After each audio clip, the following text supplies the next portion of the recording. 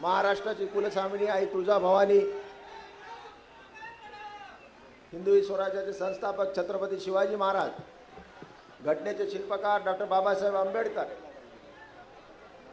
हिंदू हृदय सम्राट सरसेनापती माननीय बाळासाहेब ठाकरे यांना प्रथम वंदन करतो।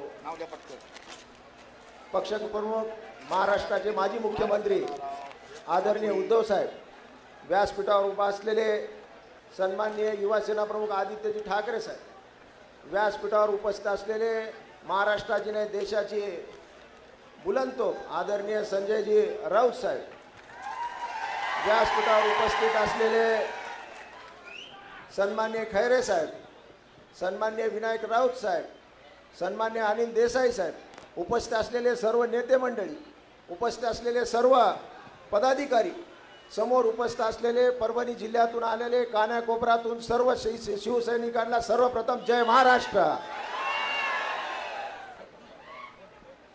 खऱ्या अर्थानं साहेब आजचा हा मेळा नव्हता तरी जाहीर सभा आहे। जाहीर सभेला लाखोर अशा प्रकारचा प्रतिसाद आपल्याला लाभलाय म्हणजे आपल्याला लक्षात आलं असेल गेलेले गद्दार एक चोर होते, हे सुद्धा आपली चूक झालेली आहे।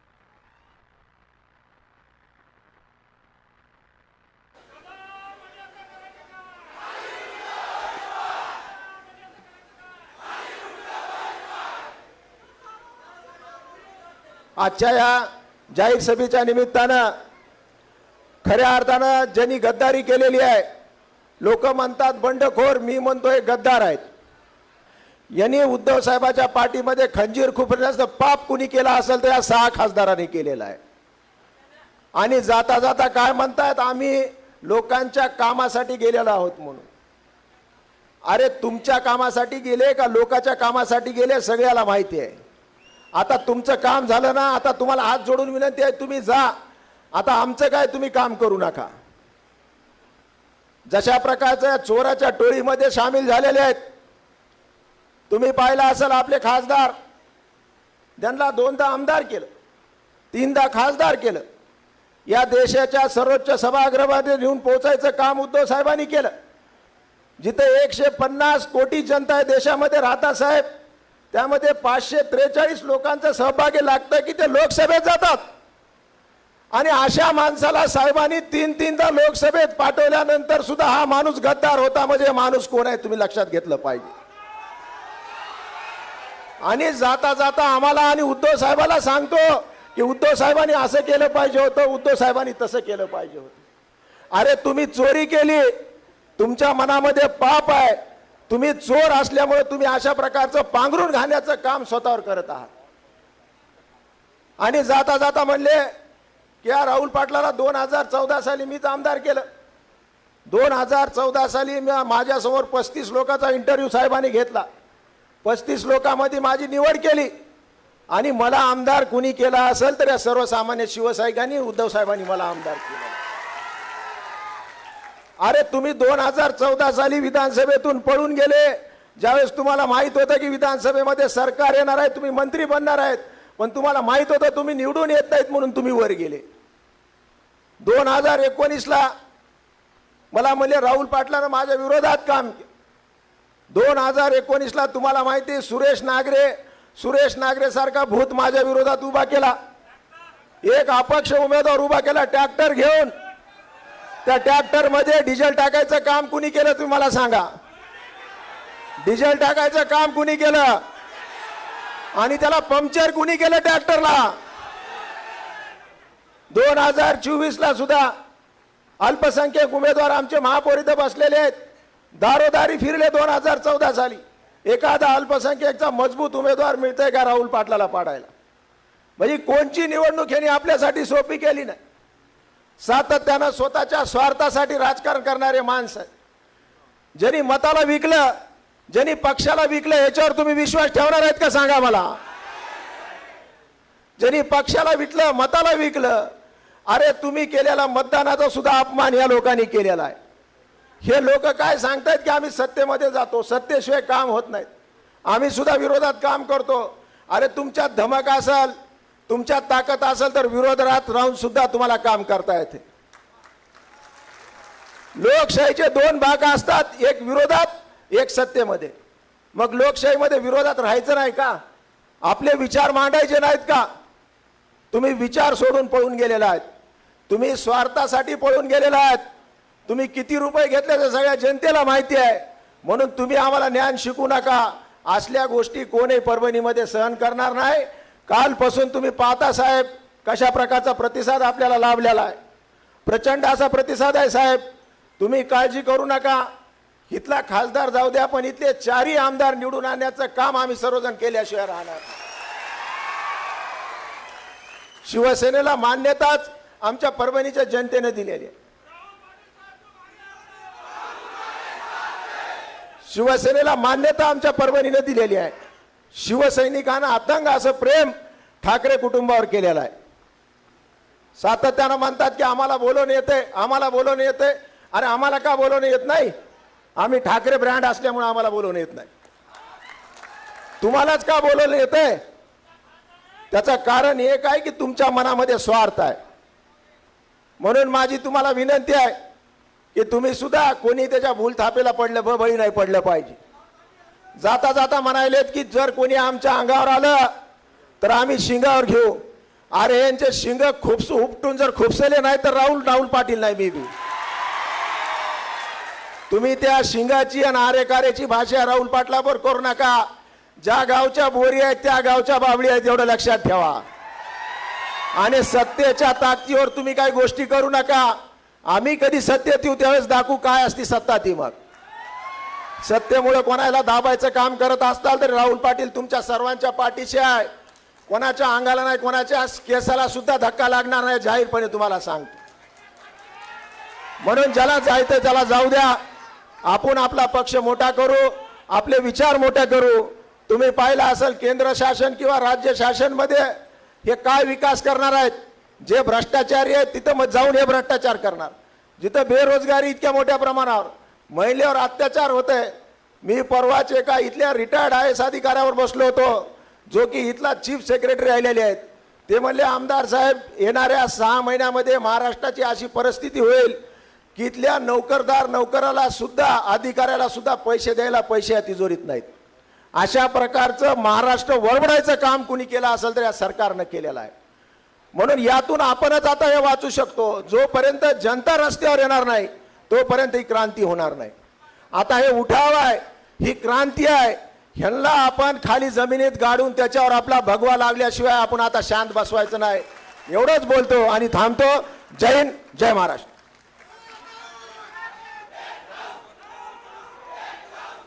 सन्माननीय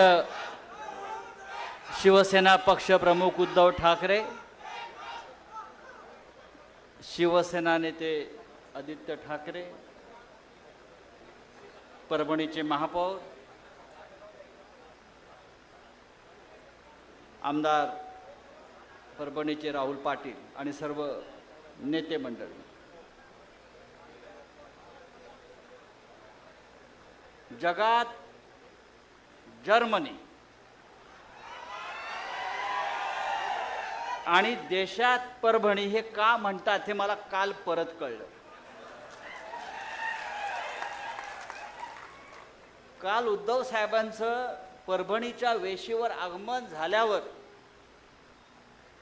परभणीनं गद्दारांच्या विरोधामध्ये जो एल्गार केला, या परभणीमध्ये एकही गद्दार इतक्या वर्षात टिकला नाही.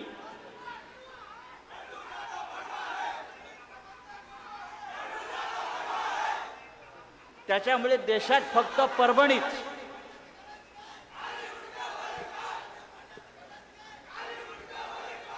अरे ते मुंडक्याचं बघू काय करायचं आपण. ते मुंडकं काय राहत नाही आता. या परभणीमध्ये अनेक आंडू पांडू व बंडू आले आणि गेले. अनेक आंडू पांडू आणि बंडू आले आणि गेले. शिवसेना इथे मजबूतीनं उभी आहे आणि ती राहणार. हा स्वतःला काय म्हणतो, बंडू द बॉस. अरे गांडू द बॉस.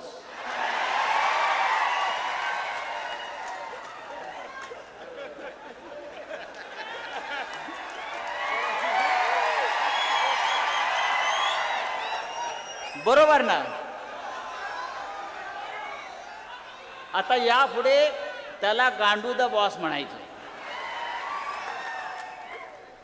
त्यांना सांगाय परभणी आहे.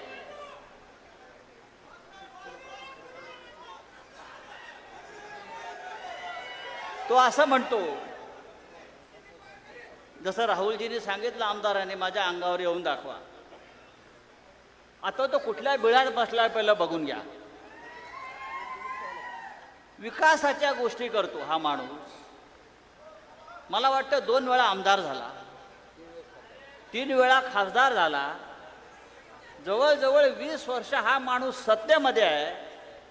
मला काल आमच्या रेंगे पाटलांनी सांगितलं की या 20 वर्षात त्यांनी इथे साधी पिठाची गिरणी आणली नाही, हा का विकास करणार म्हणतो.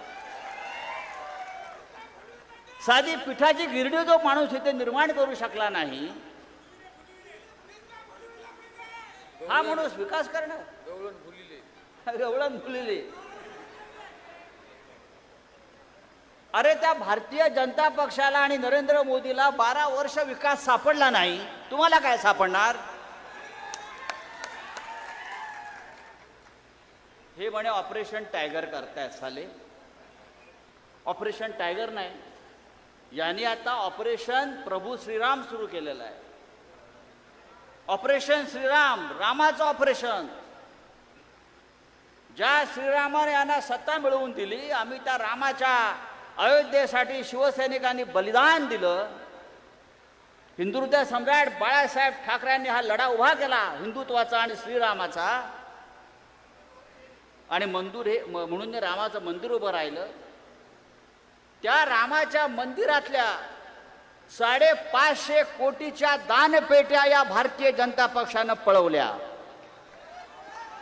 हे यांचं हिंदुत्व. आणि त्यांच्या पक्षामध्ये हे गांडू द बॉस बूट चाटायला गेलेले आहेत.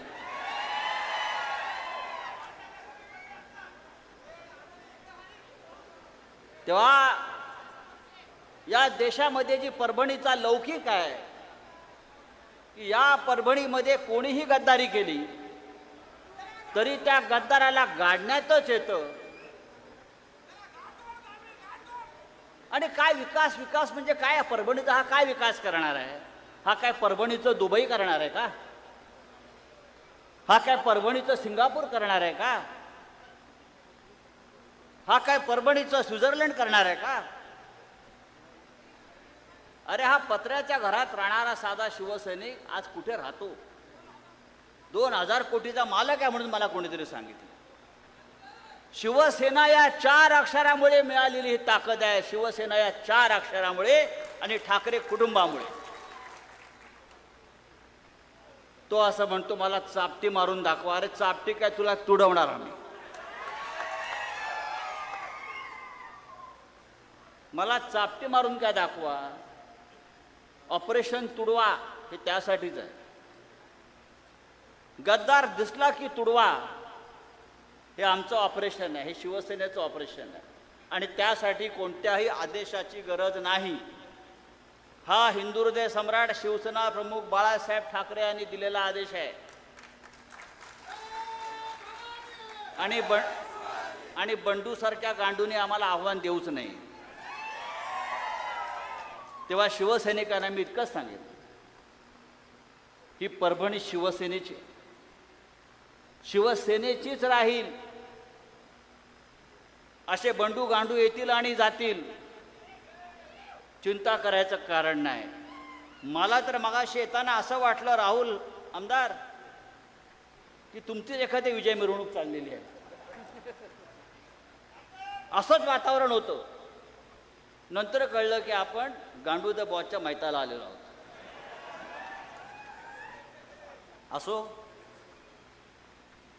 उद्धवजींना आपल्याला पूर्ण पाठिंबा द्यायचा आहे. उद्धवजींच्या नेतृत्वाखाली या महाराष्ट्रामध्ये आपल्याला परत शिवसेनेचा भगवा फडकवायचा आहे. आणि जसं राहुल आमदारांनी आमच्या सांगितलं, या भागातले 4 आमदार तुम्ही निवडून देणार आहात. ही जबाबदारी जर प्रत्येकानं घेतली तर 2029ला 100च्या वर आमदार आपले निवडून येतील. आणि आपण स्वतःच्या ताकदीवर या महाराष्ट्रात सत्ता आणू आणि मग विकास काय असतो या गांडूद्या बॉसला दाखवू. तूर्त मी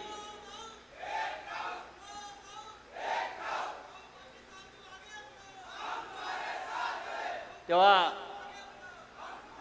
शिवसैनिकांचा हा उत्साह, ही जिद्द, ही लढण्याची ईर्षा अशीच ठेवा. नक्कीच महाराष्ट्र आपला ताब्यात घेऊ इतकंच सांगतो आणि तूर्त आपली रजा घेतो. जय हिंद, जय महाराष्ट्र.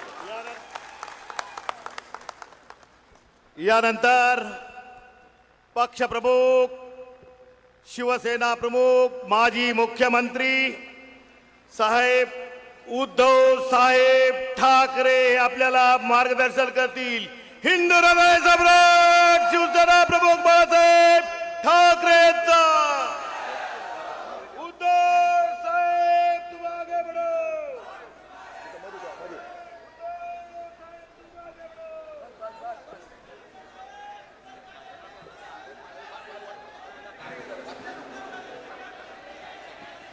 या ठिकाणी निष्ठेच्या केल्या गप्पा, ठाकरे परिवाराचे लावून कुंकू.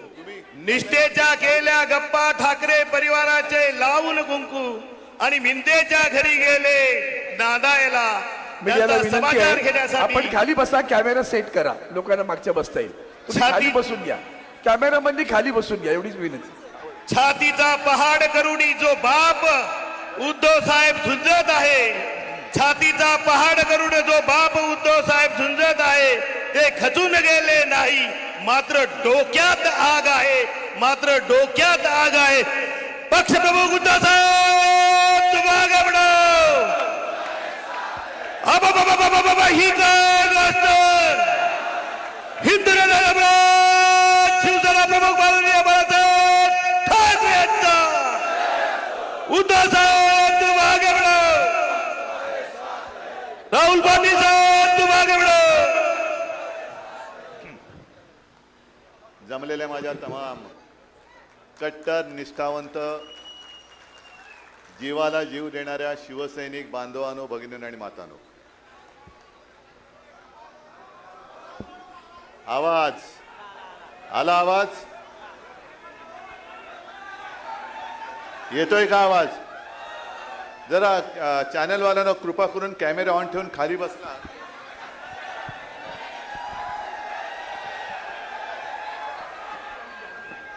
बस येतोय आवाज आता? काय होतं थोडं समजून घ्या, कारण जसं तुम्ही मला इथे बघताय तसं यांच्या माध्यमातून देशातल्या कानाकोपऱ्यात आपले शिवसेना प्रेमी आपला कार्यक्रम बघतायत. आता येण्यापूर्वी इथल्या पत्रकारांशी भेटलो, पत्रकारांबरोबर भेटलो आणि त्यांनी मला विचारलं की कालपासून तुम्ही सभा घेताय, कसा प्रतिसाद आहे? म्हटलं मुळामध्ये ह्या सभा नाहीच आहेत, ह्या माझ्या शिवसैनिकांच्या कौटुंबिक भेटी आहेत, त्या सभेसारख्या होत आहेत. आणि इथे सगळे बघा कसं गच्च भरलंय, बाजूचा हॉल गच्च भरलाय, बाहेर रस्त्यावरती गर्दी आहे. इथे कुठेही काही नेण्या आणण्याची सोय, येता जाताना पर डे कोणाला पैसे दिलेत काय? हे सगळे सगळे शिवसेना प्रमुखांनी मला दिलेले जीवाभावाचे माझे सोबती आहेत. इथे खुर्च्यांशिवाय मला नाही वाटत कोणती गोष्ट भाड्याने आणली असेल. पण या खुर्च्या सुद्धा, ज्या खुर्च्यांवर सगळे बसलेत ती सुद्धा आपली हक्काची माणसं आहेत. कोणाला कसा मात चढला असेल, तो एका शब्दात कसा उतरवायचा आहे ते संजय राऊत यांनी दाखवलं. किती मारशील माजून माजून, एक शब्द पुरेसा आहे, तुझं सगळं कोलमडून पडतं. आज बऱ्याच दिवसानंतर परभणीत आलोय. पहिल्या प्रथम मी परभणीकरांना धन्यवाद देतोय की तुम्ही आपल्या हक्काचा शिवसेनेचा महापौर निवडून दिलात, त्याच्याबद्दल खास धन्यवाद देतो. जनतेची सेवा करणारा एक कार्यकर्ता तुम्ही निवडून दिलात. आता त्याच्याही वरनं माझ्यावरती टीका झाली. याने म्हणे बाळासाहेबांचे विचार सोडले. का सोडले? की म्हणे महापौर मुसलमान आहे. असेल, पण तो आमचा आहे. त्याला शिवसेनेची उमेदवारी घेऊन शिवसैनिक म्हणून तो लढलेला आहे. बरं, ज्यांनी माझ्यावर टीका केली की यांनी म्हणे मुस्लिम महापौर दिला, बाळासाहेबांचे विचार सोडले, मग त्या गदड्यांना विचारायचं, तुम्ही कालच्या विधान परिषदेमध्ये जो आमच्या नावंदरच्या विरोधात उभा करून निवडून आणला तो कोण आहे? मग ठीक आहे, आपण तराजू काढू. त्याने निवडून दिलेला आमदार, त्याची पार्श्वभूमी काढा, त्याच्यावरती तो कुठे काय केस खटले बिटले होते, तुरुंगात होता का ते काढा. आणि एका त्या महाराजांच्या कीर्तनासाठी स्वतःची शेती पीक काढून ती जमीन उपलब्ध करून देणार आमचा महापौर बघा.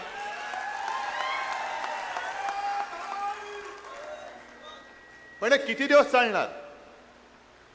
म्हणजे आपण जरा कुठे काय केलं की बाळासाहेबांचे विचार सोडले, पण तुम्ही शिवसैनिकांशी आणि शिवसेनेशी गद्दारी केली, हा बाळासाहेबांच्या विचारांचा तुम्ही घात केलेला. मला तोही क्षण आठवतोय. मी विधानसभेला सुद्धा प्रचाराला आलो होतो आणि लोकसभेला सुद्धा आलो होतो. लोकसभेला तो स्टेडियम पूर्ण भरला होता. ते राहुल, ती सभा एक आपल्याला परत घ्यायची, त्याच स्टेडियम मध्ये घ्यायचे.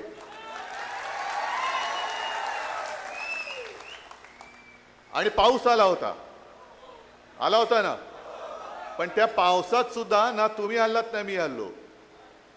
आणि मला काय अभिमान वाटत होता की दोन्ही जणांना, एका बाजूला राहुल होता, दुसऱ्या बाजूला कोण?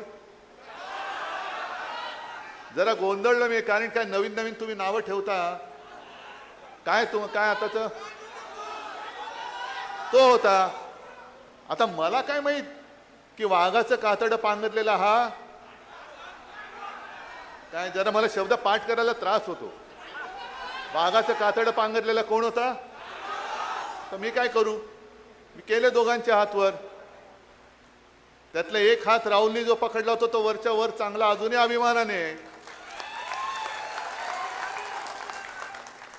आणि दुसरा पळाला, विकास करण्यासाठी पळाले. मला पत्रकारांनी तेही विचारलं, विकास निधी, म्हटलं कोणाचा? मतदारसंघासाठी, मतदारांसाठी की स्वतःचा खाजगी विकास निधी? कारण तो एक व्हिडिओ तो सुद्धा फिरतोय, विमानात बसलेत महाशय आणि बदाम वगैरे खात आहेत. म्हणजे शेतकरी बिचारा असाच उपाशी आहे. पण हे विकास करणारे लगेच प्रायव्हेट विमानामध्ये, कोणी दिला पैसा? प्रायव्हेट विमानातून चालले ते सगळे गाढवं. आपल्या इथला गाढव, बाजूचा आहे विदर्भातला एखादा, सगळे. आणि एवढ्या बेशरमपणाने तो व्हिडिओ टाकले की त्याच्यामध्ये तो एक दलाल पण दिसतोय, ज्यांनी खरेदी विक्री करतात ना, दलाल जे नाक्यावरती उभे राहतात, तसं तो दलाल पण दिसतोय त्याच्यामध्ये. पण हे बेधडक, म्हणजे कोणाची जनाची नाही, मनाची नाही, कोणाची पर्वा नाही, लाज लज्जा शरम सगळं गुंडाळून ठेवलंय आणि खाजगी विमानातून दिले. कुठून आणला हा पैसा? म्हणजे माझ्यावरती जे टीका करतात की आत्मपरीक्षण केलं पाहिजे उद्धव ठाकरेंनी, पक्ष का फुटतोय? खरंच आत्मपरीक्षण केलं पाहिजे, पण एकट्या उद्धव ठाकरेंनी नाही, आत्मपरीक्षण सगळ्यांनी केलं पाहिजे. ममता बॅनर्जी पासून सगळ्यांनी केलं पाहिजे. आणि त्याही पेक्षा टीकाकारांनी केलं पाहिजे की आमच्या पक्षफुटीची केस 4-4 वर्ष सुप्रीम कोर्टामध्ये अजून प्रलंबित आहे, का आत्मपरीक्षण केलं जात नाही, का ती केस प्रलंबित आहे? आता सुद्धा हे 6 गद्दार झाले.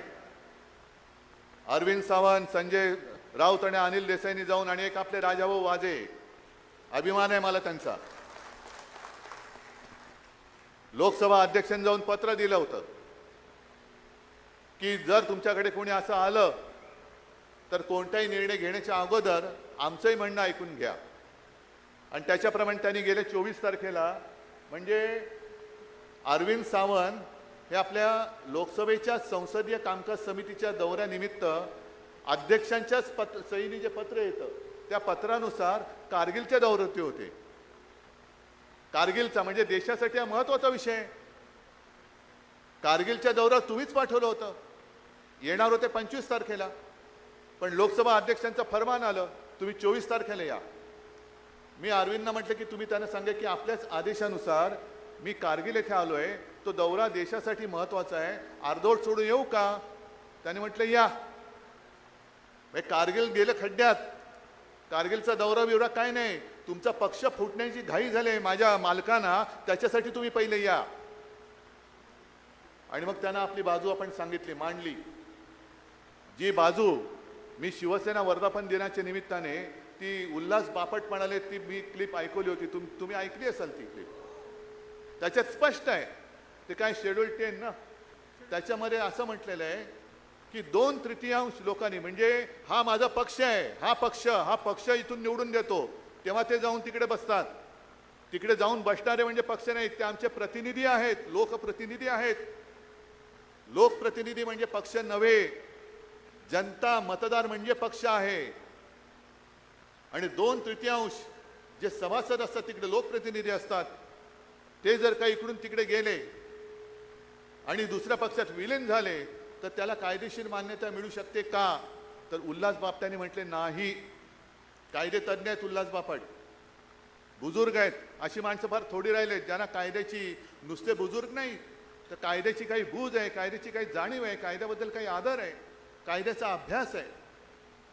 आणि त्यांनी स्पष्ट सांगितले की त्याच्यात संविधानात, हे कोणी तुम्ही मी किंवा बापटांनी लिहिलेलं नाहीये, संविधानात घटनेमध्ये लिहिलेलं आहे की जेव्हा एखादा पक्ष दुसऱ्या पक्षात विलिनीकरणाचा निर्णय घेतो त्याला 2/3 लोकप्रतिनिधींचा जर पाठिंबा असेल तर ते होतं. 2/3 लोकप्रतिनिधी विलिनीकरणाचा निर्णय घेऊ शकत नाही. आता हा तुमचा नवीन जो शब्दांनी तुम्ही जो बॉस म्हणताय, हे सगळे 6च्या 6 जर कायद्याचं राज्य या देशात असेल तर ते बाद झाले पाहिजे. जर कायद्याचं राज्य असेल तर. आणि कायद्याचं राज्य नसेल, पण मला अजूनही लोकसभा अध्यक्षांवरती विश्वास आहे, कारण शेवटी तुम्ही कायदा पाळला नाहीत तर जनतेला सांगू शकणार नाही तुम्ही कायदा पाळा म्हणून. सुरुवात वरून व्हायला पाहिजे. लोकसभा अध्यक्षांनी कायदा पाळला पाहिजे.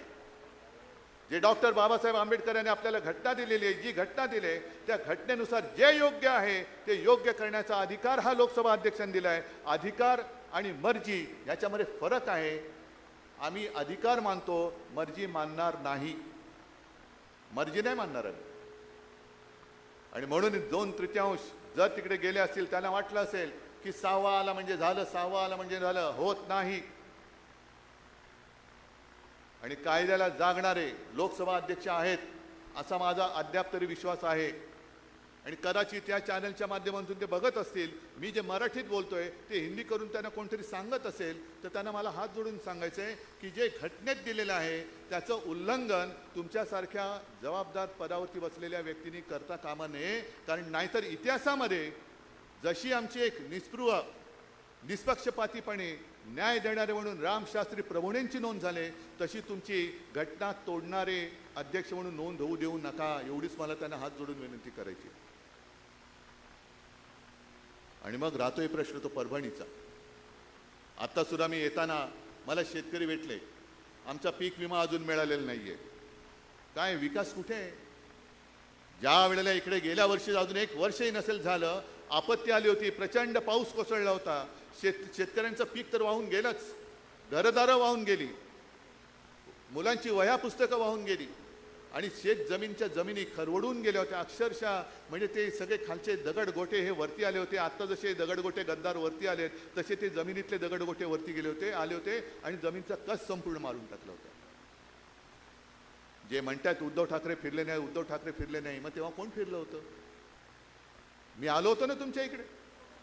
पण त्या दौऱ्यामध्ये माझ्यासोबत राहुल होता. हा कुठे होता? गद्दार. मोर्चाला नुसता तोंड दाखवायला आला होता. पण मी शेतकऱ्याच्या बांधावरती जाऊन अंबादास तुम्ही बरोबर होतात, अनेक जण इथले माझ्या सोबत होते, तुमच्यापैकी सुद्धा अनेक जण सोबत असतील. आपण शेतकऱ्याला जाऊन भेटलो होतो, बांधावर जाऊन भेटलो होतो, त्यांच्याबरोबर बोललो होतो. आणि मग तिथून आपण मागणी केली होती की शेतकऱ्याला संपूर्ण कर्ज मुक्त करा. त्या कुठल्याही दौऱ्यामध्ये हा गद्दार नव्हता. उद्धव ठाकरेंनी आमच्याकडे लक्ष द्यायला पाहिजे होतं. मला पत्रकारांनी विचारलं, म्हटलं बरोबर आहे, जर लक्ष दिलं असतं तर तुमच्या भानगडी आम्हाला कधीच कळल्या असत्या. लक्ष नाही दिले, माझी चूक झाली. लक्ष द्यायला पाहिजेच होतं, पण यापुढे तुम्ही लक्ष द्यायचंय. हा जो तुम्ही माझ्याकडे चाबूक दिलेला आहे, आसूड, महात्मा ज्योतिराव फुलेने जो म्हटलंय शेतकऱ्याचा आसूड, तसा हा आसूड आहे. आणि हा चाबूक तुम्ही मला दिलात, पण मी तुमच्याकडे परत दिलाय. कारण हे चालवण्याचं काम तुम्ही करायचंय. हे चालवण्याचं काम तुम्ही करायचं. म्हणजे तुम्ही आतापर्यंत ज्याला प्रेम दिलं त्या प्रेमामुळे माजले. आणि काही जणांची लायकी नसते. प्रेम ज्यांना परवडत नाही ना ते गद्दारी करतात. आणि जर का विकास निधीसाठी पक्षांतर केलं असेल तर मी काल सुद्धा म्हटलं, झालं आज यावर्षी RSSला 100 वर्ष झाली. 100 वर्ष. भारतीय जनता पक्षाला सुद्धा आणीबाणीनंतर जन्माला आलेला पक्ष आहे. त्याच्या आधी जनसंघ होता. आज आमचे 3 खासदार आणि राज्यसभेत 1 खासदार आहे. हे आपले 3-4 जण पुरेसे आहेत. पण 3 खासदार राहिले, शिवसेना संपली.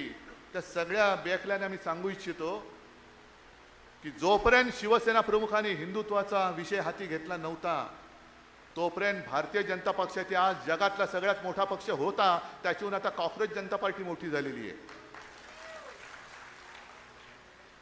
आणि त्यावेळेला फक्त भारतीय जनता पक्षाचे 2 खासदार होते. 2. अडवाणी उभे नव्हते राहिलेले आणि स्वतः अटल बिहारी वाजपेयी निवडणूक हारले होते. म्हणजे तेव्हा खरंच भाजपला मूठमाती देऊन मोकळं झालं असतं तर बरं झालं असतं. पण आपण भोळी माणसं. हिंदुत्व हिंदुत्व हिंदुत्व. आमचं हिंदुत्व वेगळं हिंदुत्व आहे. आमचं हिंदुत्व हे राष्ट्रीयत्व आहे.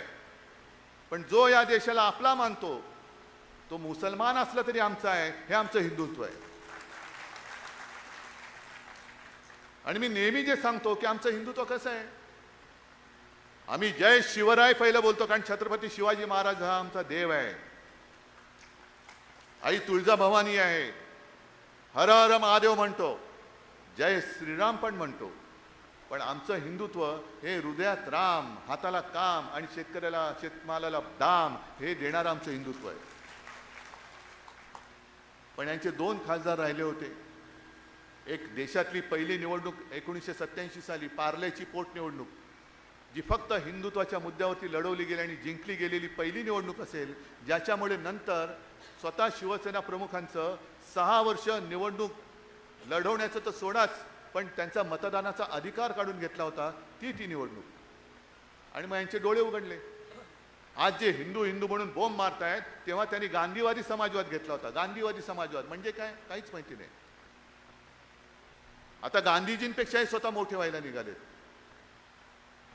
पण त्यांच्या लक्षात आलं की अरे हिंदू मतदान करू शकतात हिंदू बनून, म्हणून मग रथयात्रा काढली. कशासाठी काढली रथयात्रा? मंदिर वही बनाएंगे, मंदिर वही बनाएंगे. हे आम्ही पण त्याच्यामध्ये एकत्र झालो. स्वतः खैरे साहेब गेले, आपले सतीश प्रधान गेले, तेव्हा सावे होते, अनेक जण हे तिकडे गेले. बाबरी पाडली गेली कारण कार सेवा करायचे. दुपारी जेव्हा माहिती आली, बातमी आली, मला वाटतं संजय तूच फोन केला होता बाळासाहेबांना बाबरी पाडले म्हणून. आणि तेव्हा भाजपचे सुंदरसिंह भंडारी होते. त्यांनी जाहीर केलं हे आमचं काम नाही म्हणे.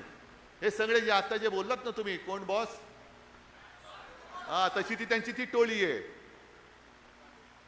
त्यांची टोळी आहे. म्हणजे पहिल्या मी शब्द नाही वापरू इच्छित, तुम्ही समजून घ्यायचं. तशी ती त्यांची टोळी आहे. हे आमचं काम नाही म्हणे, हे शिवसैनिकांचं काम असेल. तेव्हा कसलाही मागचा पुढचा विचार न करता बाळासाहेब म्हणाले जर ते माझ्या शिवसैनिकाने काम केलं असेल तर त्यांचा मला गर्व आहे. हे असे पळपुटी लोक आणि त्यांचे बूट चाटणारे तुमचे नादान लाचार बॉस कशासाठी राम मंदिर उभारलं? अनेक कारसेवकांचं तिकडे रक्त सांडलं. अनेकांच्यावरती केसेस झाल्या, मुंबईमध्ये दंगली घडल्या, अनेकांना प्राण गमवावे लागले. पण तेव्हा सुद्धा शिवसेना होती, शिवसैनिक होते, बाळासाहेब होते म्हणून मुंबई सुरक्षित राहिली. शिवसेना भवन उडवण्याचा प्रयत्न झाला. आमच्या भोवती कडेकोट बंदोबस्त लागला. श्रीकृष्ण अहवाल, श्रीकृष्ण समिती नेमली गेली. त्याच्यामध्ये अनेकांना गुन्हेगार आरोपी ठरवलं गेलं. आपलं सरकार आल्यानंतर आपल्या सरकारने म्हणजे मुख्यमंत्री मनोहर जोशींनी तो अहवाल केऱ्याच्या टोपलीत टाकला होता. अटलजींचा फोन आला, नाही हे ठीक नाही आहे, कचऱ्याच्या टोपलीतनं परत बाहेर काढा. परत बाहेर काढला. कारण त्यांना माहिती होतं की त्याच्यामध्ये एक सुद्धा भाजपचा कार्यकर्ता नव्हता. सगळे जे होते, ज्यांनी हिंदूंचं रक्षण केलं ते सगळे शिवसैनिक होते. सगळ्या केसेस होत्या ते शिवसैनिकांवरती होत्या. भाजपचा एक सुद्धा कार्यकर्ता त्याच्यात नव्हता. मग हे सगळं केलं ना, शिलापूजन केलं, मग निधी गोळा केला गेला होता, शिवसेनेने मदत केली, चांदीच्या विटा दिल्या गेल्या. आणि आता कळतंय मंदिर वही बनाएंगे कशासाठी. तुम्हाला मंदिर नव्हतं बांधायचं, तुम्हाला रामाच्या नावाने दुकान उघडायचं होतं लुटालूट करण्याचं. की हिंदू हा बिचारा असाच भोळा आहे, त्याला जय श्रीराम म्हटलं की तो काय सगळं विसरून जातो. लुटा लुटा लुटा. ही गद्दारी फक्त आपल्याशी गद्दारी झालेली नाहीये, ही गद्दारी हिंदुत्वाशी झालेली आहे. देशातल्या नव्हे तर जगातल्या तमाम हिंदूंची केलेली ही गद्दारी आहे. आणि जशी आता कॉक्रोच जनता पार्टी निर्माण झाले तशी नवीन बीजेपी जन्माला आले का. नवीन बीजेपी कोणती. कारण तेव्हा राम जन्मभूमीवरचं जे मंदिर होतं ते बाबरांनी पाडलं होतं. आता आपण राम मंदिर उभारलं, आता ते राम मंदिर लुटणारी नवीन बीजेपी आले, बाबर जनता पार्टी. ही बाबरांची अवलाद आहे. त्या बाबराने ते मंदिर पाडलेलं, हे बाबराची अवलाद हे राम मंदिर लुटतायत. मग तुमच्यात आणि त्या बाबरात फरक तो काय. मग बाबर जनता पार्टीचे तुम्ही सगळे आहात का. आणि मग हे सगळेजण तिकडे गेलेत, हे त्यांना पाठिंबा द्यायला गेलेत. आणि काल जो मी एक मुद्दा मांडला तो सुद्धा फार महत्वाचा आहे. कारण तुम्हाला सगळ्यांना असं वाटतं हा राग असाच ठेवला पाहिजे, हा चाबूक गुंडाळून ठेवण्यासाठी दिलेला नाहीये. या गद्दारांची कीड हा परभणीचा दुर्दैवी इतिहास झालेला आहे.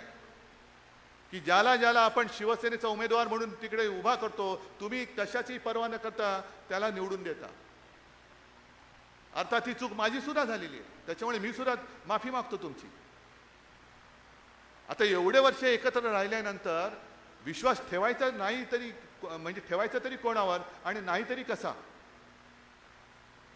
मग 2 वेळा आमदार असेल, मग 3 वेळा खासदार असेल, पण खासदार की गेल्या वेळेला म्हणजे 19 साली आपल्यावरती जी टीका होत होती की तुमचे 18 खासदार निवडून आले, हे म्हणे मोदीजींच्या चेहऱ्यावरती निवडून आले.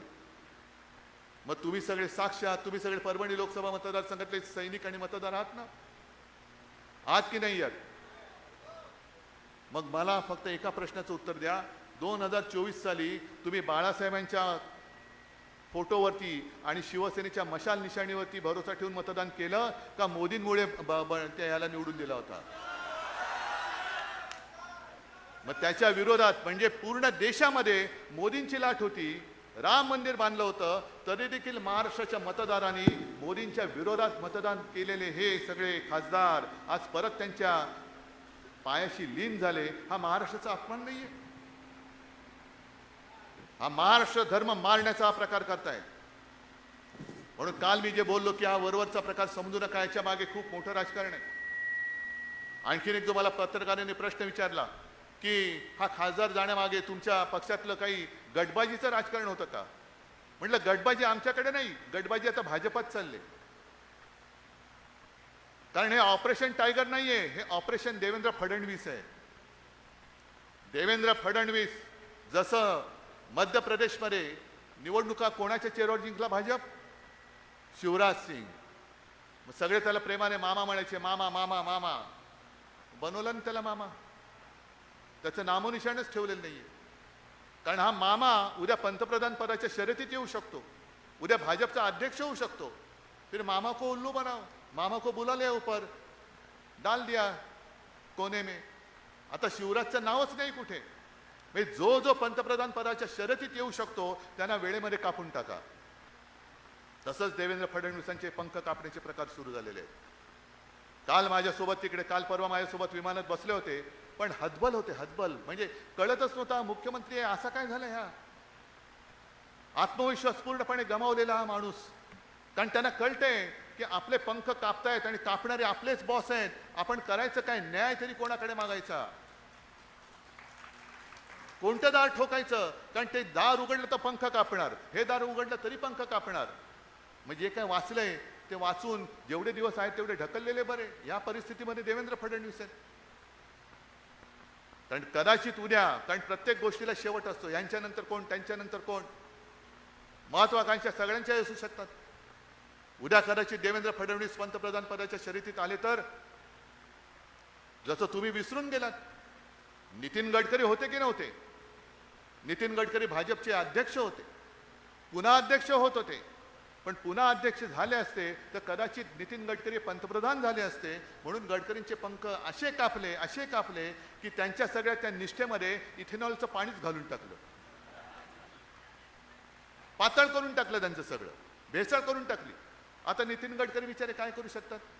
काही करू शकत नाही, कारण पंखच छाटलेत. उड उड उड उड उड कसा उडणार? पंख तुम्ही छाटलेत, पिसं तुम्ही कापलीत, उडूच शकत नाही. आणि म्हणून बरोबर बघा, कारण आता मिंदेला काय भविष्य नाहीये. गद्दार शेवटी गद्दारच असतो.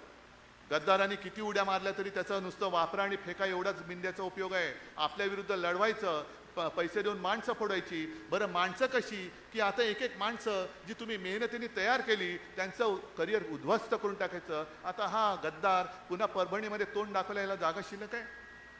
म्हणजे एक माणूस संपला, बाजूचा संपला, त्याच्या बाजूचा संपला, सगळी आपली माणसं संपवून टाकायची, कोणी प्रतिस्पर्धी ठेवायचा नाही. तसाच उद्या या मिंदेचा कार्यक्रम होणार आहे. जोपर्यंत त्याचा उपयोग आहे तोपर्यंत मिंदेला डोक्यावरती घेऊन फिरतील आणि उपयोग झाला तर विसर्जन करून मोकळे. कारण हे जर असं नसतं तर हे 6 गद्दार सरळ भाजपात घेतले असते ना. पण भाजपात नाही घेतले. इथे घेतले ते मिंदेकडे घेतले, तृणमूलचे घेतले ते त्यांचे भलत्याच कुठल्या तरी पक्षात घेतले. का? कारण जर भाजपात घेतले तर भाजपाचा त्यांना पक्षादेश जारी लागू होईल आणि मग मतदान घेतलं तर पंतप्रधानपदी कोण पाहिजे, तर त्यांना झक्कत हे भाजपचा जो नाव असेल जे असेल त्यांना मतदान करावं लागेल. पण सगळे मोकळे असतील आणि मित्र पक्ष म्हणून असतील तर मग ते त्यांची मतं वेगळी ही मांडू शकतात. म्हणून हा डावपेच चाललाय. अंतर्गत गटबाजी ही भाजपामध्ये आहे, शिवसेनेमध्ये नाही आहे. आणि आता तर साफ झाले, आता कुठे दुसरा गट नव्हताच, एकटाच होता, तो गेला. आणि तुम्ही सगळे कट्टर शिवसैनिक हे माझ्यासोबत राहिलेले आहात. जगात जर्मनी असेल आहे, पण देशात परभणी काय आहे, काय असतं हे दाखवण्याची संधी पुन्हा तुम्हाला मिळालेली आहे. जो गद्दार होईल तो आम्ही गाडून टाकतो, जो गद्दार होईल तो आम्ही गाडून टाकतो. हा परभणीचा इतिहास हा परत नव्याने लिहिण्याची संधी तुम्हाला मिळालेली आहे. आणि आजपर्यंत आपला एक इथला आमदार यायचा, एक खासदार यायचा, बाकी एखादा दुसरा आला तर आला. कारण नेहमी मला असं सांगितलं जायचं की साहेब तो खासदार म्हणे खाली सेटलमेंट करतो की खाली तू वरती मी. त्याच्यामुळे खाली एक आपला परभणीचा हक्काचा सोडला तर बाकी सगळीकडे कोणी येतच नाही. आता मला परभणीतले सगळेचे सगळे आमदार निवडून पाहिजेत. सगळे तुम्ही जिथून जिथून आला असाल तिथले परभणी मला पूर्ण भगवा करून पाहिजे. आणि भगवा हा आपला अस्सल छत्रपती शिवरायाचा भगवा. या भगव्यावरती आपली निशाणी सुद्धा टाकू नका. निशाणीचे झेंडे हे वेगळे लावा, मशालीचे झेंडे वेगळे लावा, पण आपला भगवा जो आहे त्या भगव्यावरती एकही चित्र टाकू नका, एकही चित्र टाकू नका. कारण हा सुद्धा त्यांचा एक डाव आहे की भगव्यामध्ये गोंधळ उडवून द्यायचा. तुझा भगवा वेगळा, ह्याचा भगवा वेगळा. नाही, भगवा हा एकच, हिंदुत्वाचा भगवा, शिवरायाचा भगवा, शिवसेनेचा भगवा हा फक्त आणि फक्त भगवा आहे. त्याच्यावरती दुसरं कोणतेही चित्र असता कामा नये, हे ठेवायचंच नाही. मशाल निशाणी जशी धनुष्यबाण होती, आज मशाल आहे. आणि भगवा स्वतःच एक मशालीसारखा आहे. जर लांबून पाहिला उन्हामध्ये फडकणारा भगवा तो ती तळपणाऱ्या मशालीसारखा दिसतो. तो मशाल, तो भगवा, तेवढी ओळखच आहे आपली पुरेशी आहे. आणि या मशाली आता फक्त झेंड्यापुरत्या किंवा निशाणीपुरत्या असता कामा नयेत. या गद्दारी विरुद्ध पेटलेल्या मशाली मला तुमच्या हृदयामध्ये धगधगत्या दिसल्या पाहिजेत. आणि या निष्ठेच्या मशालीनी ही गद्दारी जाळून खाक करण्याची ताकद ही तुमच्यामध्ये आहे आणि ती तुम्ही बजावल्याशिवाय राहणार नाही, हा विश्वास बाळगतो आणि आपली रजा घेतो. जय हिंद, जय महाराष्ट्र.